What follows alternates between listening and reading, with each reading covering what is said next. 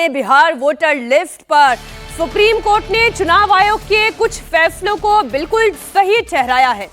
Court ने कहा है कि आधार को वेरीफाई करना सही है।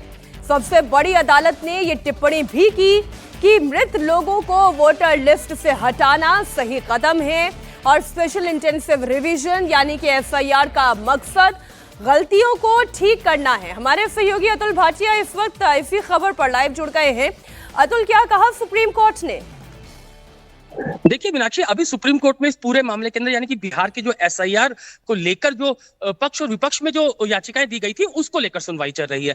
आज जो है जो पक्ष और विपक्ष में याचिकाएं दी गई थी उसको लेकर कपिल सिब्बल, प्रशांत भूषण जैसे तमाम बड़े वकील जो है वो अपनी दलीलें रख रहे हैं। कल इस पर चुनाव आयोग को जवाब देना है, यानी कि 12 और 13 तारीख इसके लिए डिसाइड की गई थी। आज जो टिप्पणियां सुप्रीम कोर्ट की तरफ से की गई है वो काफी महत्वपूर्ण है।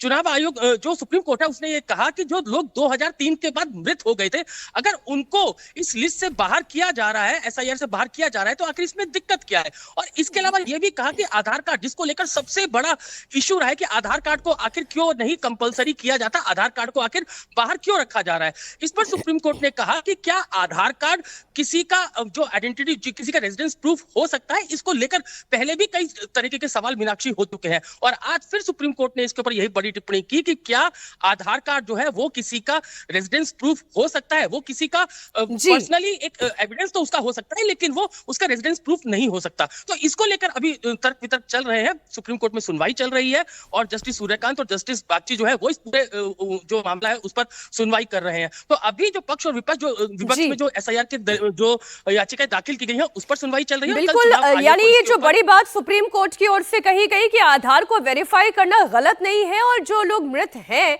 उनका वोटर लिस्ट से नाम हटना चाहिए, यानी कि स्पेशल इंटेंसिव रिवीजन बिल्कुल ठीक कदम है।